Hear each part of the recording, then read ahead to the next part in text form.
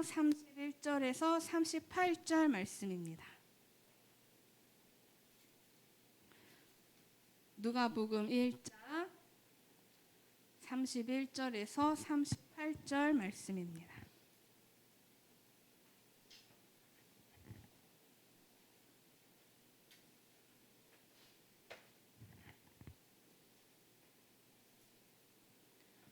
네, 다 찾으셨은 줄 알고 우리 한 목소리로 함께 읽겠습니다. 시작. 보라, 내가 잉태하여 아들을 낳으리니 그 이름을 예수라 하라. 그가 큰 자가 되고 지극히 높으신 이의 아들이라 일컬어질 것이요 주 하나님께서 그 조상 다윗의 왕위를 그에게 주시리니 영원히 야곱의 집을 왕으로 다스리실 것이며 그 나라가 무궁하리라. 마리아가 천사에게 말하되 나는 남자를 알지 못하니 어찌하여 이 일이 있으리까? 천사가 대답하여 이르되 성령이 내게 임하시고 지극히 높으신 이의 능력이 너를 덮으시리니 이러므로 나실 바 거룩한 이는 하나님의 아들이라 일컬어지리라. 보라, 내 친족 엘리사벳도 늙어서 아들을 배었느니라. 본래 임신하지 못한다고 알려진 이가 이미 6달이 되었나니 대저 하나님의 모든 말씀은 능하지 못하심이 없느니라. 마리아가 이르되 주의 여종이오니 말씀대로 내게 이루어지이다 하매 천사가 떠나가니라. 아멘. 네, 지난 수요일에 우리가 받은 은혜란 무엇인가에 대해서 나누었습니다. 잠깐 짧게 이야기를 해보자면 이 가브리엘 천사가 어떤 마을로 찾아가죠. 갈릴리 나사렛이라는 동네로 가브리엘 천사가 갑니다. 그곳에서 마리아를 만나게 돼요. 그리고 그 마리아에게 하나님의 말씀을 전합니다. 이렇게 말하죠. 마리아에게 기뻐해라. 마리아야, 너 기뻐해라. 네가 하나님의 선택의 은혜를 받았다. 네가 하나님께 선택의 은혜를 입었다. 라고 천사가 말합니다. 이 말을 듣고 마리아가 어떻게 했었죠? 심히 놀랐어요. 근데 이 놀랐다는 게요, 당황했다, 깜짝 놀랐다 라는 정도가 아니라 마리아의 내면이 심히 요동치고 이 뒤집어 엎어지게 되었다라는 의미라고 했었죠. 이 마리아가 그동안 자기 중심으로 살았던 그 가치관이 하나님의 은혜를 입고 그 은혜를 깨닫고 내 중심이 아니라 하나님 중심으로 살아가는 그 가치관의 변화가 일어났던 그 역사가 있게 됐습니다. 근데 여기에서 끝나지 않고 가브리엘 천사가 마리아에게 이렇게 두려워하고 있는 마리아에게 이렇게 말하죠. 마리아야, 무서워하지 마라. 이것이 너에게 은혜다 라고 말을 합니다. 기억하시나요? 그래서 우리가 받은 은혜는 이 택함의 은혜다라고 나눴습니다. 이 자리에 있는 모든 우리 성도님들이 하나님께 이 택함의 은혜를 입었다는 것을 믿으시길 바랍니다. 그래서 오늘은 두 번째 질문이, 그렇다면 은혜를 받은 우리는 어떻게 살아야 하고 어떤 고백을 하나님께 올려드려야 하는지에 대해서 함께 살펴보려고 합니다. 본문으로 돌아와서요, 가브리엘 천사는 마리아에게 무서워하지 말라라는 말과 함께 이 본문 31절에서 33절 말씀을 마리아에게 전합니다. 제가 읽어드리겠습니다. 보라, 네가 잉태하여 아들을 낳으리니 그 이름을 예수라 하라. 그가 큰 자가 되고 지극히 높으신 이의 아들이라 일컬어질 것이요 주 하나님께서 그 조상 다윗의 왕위를 그에게 주시리니 영원히 야곱의 집을 왕으로 다스리실 것이며 그 나라가 무궁하리라. 아멘. 엄청난 말씀이죠. 하나님께서 마리아를 통해 이 구원의 역사를 시작하시겠다라고 말씀하시는 것입니다. 이 유대 민족들이요, 이 종살이로 살아가면서 그토록 기대하고 기다리고 또 기다렸던 그 메시아, 그 구원의 시작이 이 마리아를 통해서 지금 시작될 거라고 말씀하고 있는 겁니다. 이게 엄청난 말씀이죠. 이게 마리아에게뿐만 아니라 지금 이 2022년도를 살아가는 우리에게도요, 정말 기쁘고 감사한 말씀입니다. 죄인으로 죽을 수밖에 없었던 우리에게 구원의 시작을 하나님께서 지금 알리시는 그런 상황인 것입니다. 너희를 구원할 메시아가 이 땅에 태어날 것이다 라는 말씀인 것입니다. 감사하십니까, 여러분? 아멘. 근데요, 여러분, 이때 그 말을 듣는 마리아 입장도 지금 2022년도를 살아가는 저희와 완전 100% 동일한 마음이었을까요? 마리아의 입장에서 다시 한번 생각해 볼게요. 만약에요, 마리아가 지금 요셉과 결혼한 상황이 아니죠. 요셉과 약혼한 사이입니다. 좀 더 정확하게 말하자면 마리아는 아직 처녀예요. 남자를 경험해 보지 못한 처녀의 몸이었습니다. 근데 그러니까 요셉과 결혼을 해서 아이가 태어나는 거라면 아무런 문제가 없었을 것입니다. 그 자체, 이 가브리엘 천사가 내게 말하는 그 말씀 자체가 너무 영광이고 그 100% 정말 은혜다, 감사합니다, 마음껏 찬양할 수 있는, 고민 없이 바로 터져 나올 수 있는 그랬을 것입니다. 그런데 마리아는 지금 처녀의 몸이라고 했죠. 이 당시 유대 사회는 처녀의 몸으로 임신한다는 것은 큰 위험이었습니다. 이 율법에 의하면, 하나님께서 주신 그 율법에 의하면 처녀가 임신했을 때 돌에 맞아서 죽게 했습니다. 돌에 맞아서 죽는다는 건 돌을 한 번만 맞아서 죽었을까요? 한 번 맞아서 죽지 않죠. 돌을 그냥 돌팔매질 당하는 것입니다. 돌에 맞아 죽어 마땅한 그런 죄였습니다.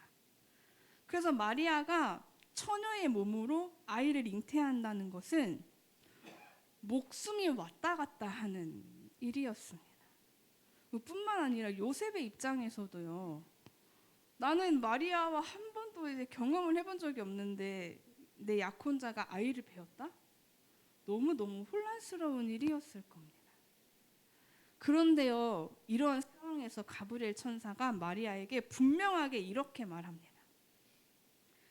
이것이 은혜라고 말합니다. 이것이 은혜다, 마리아야.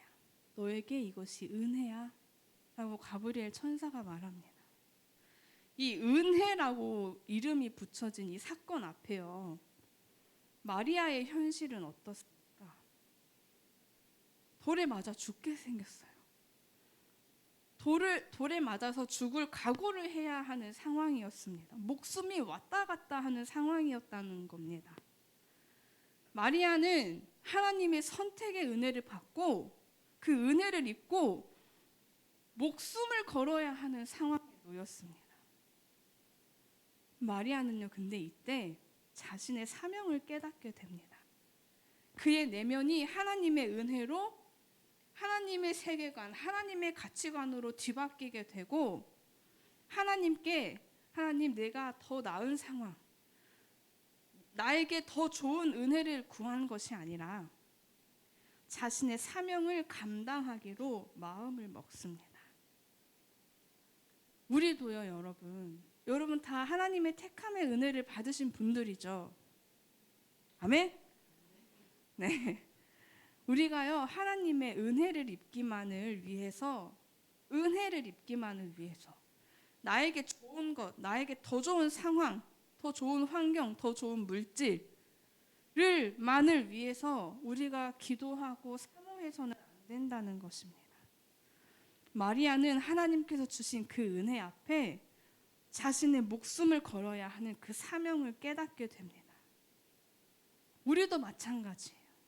하나님의 이 은혜를 충만하게 받은 우리라면 그 은혜 안에서, 그 은혜 앞에서 우리에게 허락하신 그 사명을 발견해야 합니다. 깨달아야 합니다. 그리고요, 우리 마리아가 지금 목숨이 왔다 갔다 하는 상황에 놓였다고 말씀드렸죠. 그래서 우리가 감당해야 하는 성도로서 살아갈 때 우리가 감수해야 할 것들이 분명히 있습니다. 근데 우리는 그것을 감수해야 합니다. 당장은 내가 억울하고, 당장은 내가 죽을 것 같고, 당장은 내가 막막하고, 뭔가 내 입을 떼기가 너무 두렵고, 내가 먼저 손 내밀기가 거절당할까 두렵고, 그럴지라도 하나님께서 우리를 책임지시고 우리를 택하여 주셨다는 그 은혜 앞에서 하나님을 신뢰하심으로 그것들을 감당하셔야 합니다.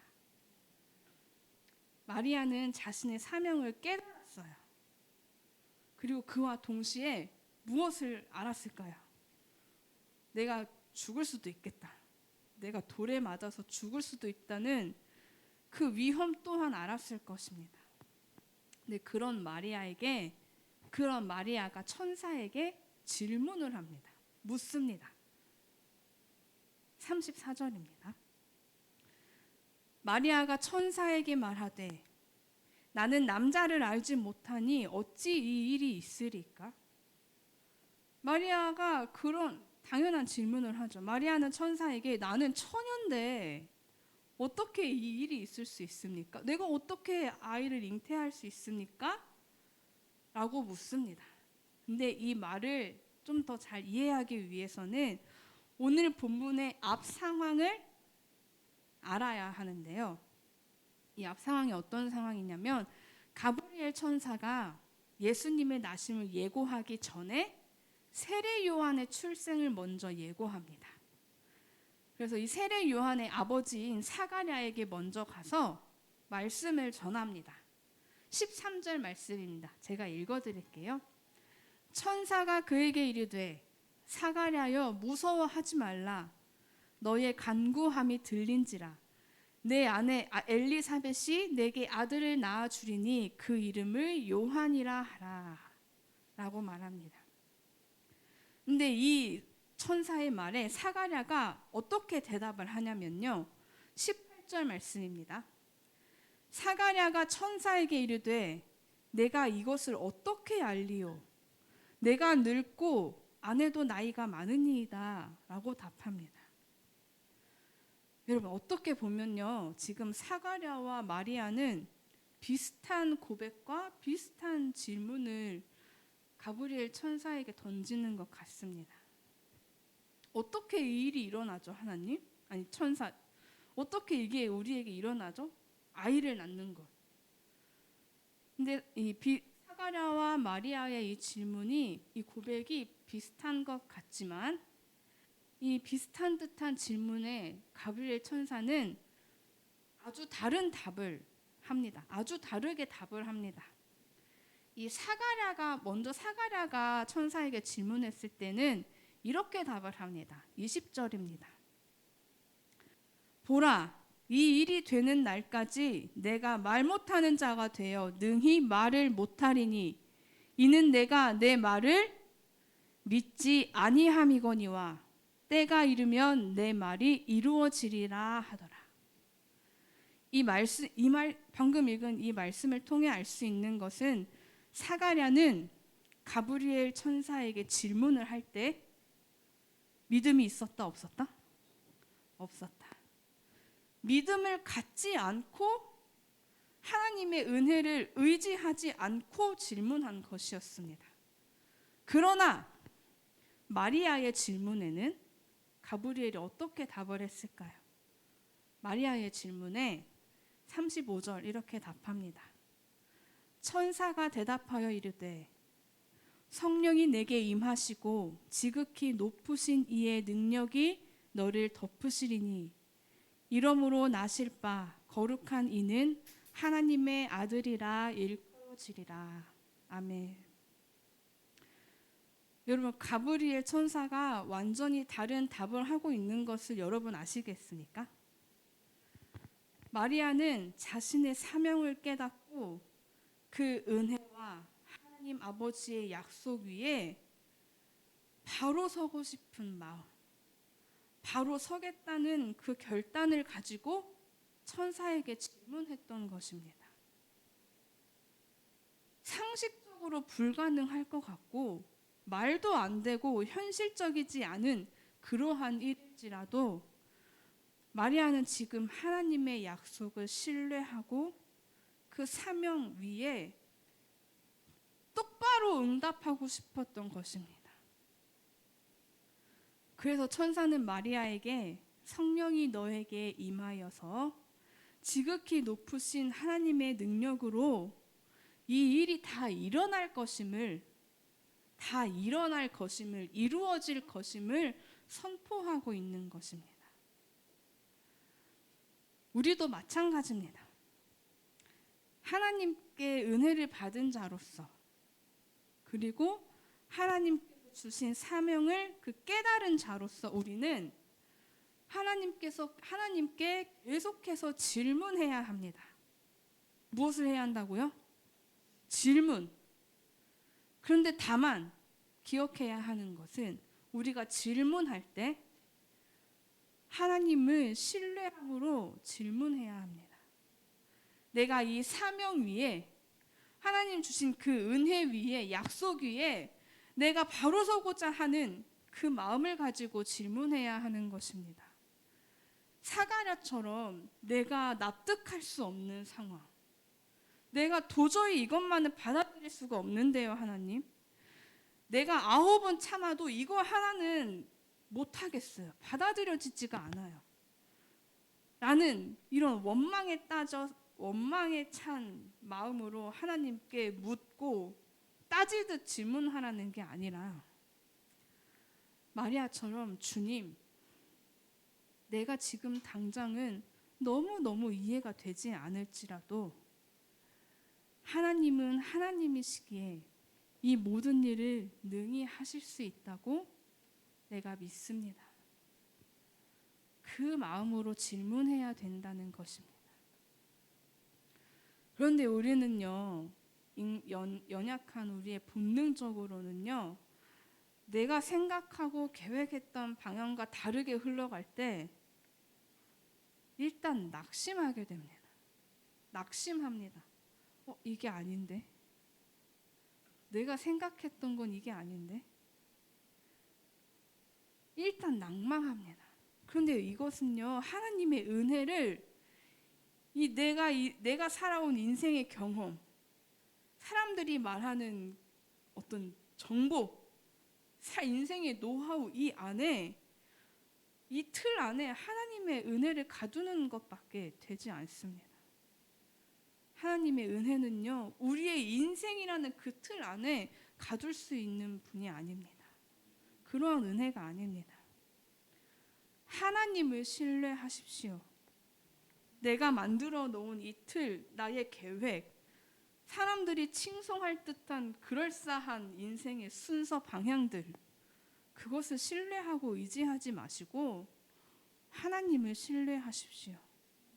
하나님은 지금도 살아 계셔서 우리에게 은혜를 베풀고 계십니다. 여전히 지금도 앞으로도 일하고 계십니다. 다시 본문으로 돌아가서 37절, 38절을 읽겠습니다. 함께 읽겠습니다. 37, 38절입니다. 시작. 대저 하나님의 모든 말씀은 능하지 못하심이 없느니라. 마리아가 이르되 주의 여종이오니 말씀대로 내게 이루어지이다 하매 천사가 떠나가니라. 아멘. 여기서 오늘 우리가 주목해 봐야 하는 단어는 바로 뭘까요? 여종입니다. 여종이라는 단어입니다. 헬라어로 하면 둘레인데 이건 둘로스의 여성 명사입니다. 어떤 의미냐 하면 결코 주인의 뜻을 거스를 수 없는 노예라는 의미입니다. 여러분, 노예, 종은 어떤 사람일까요? 종은요, 주인 앞에서 내 의견이 없습니다.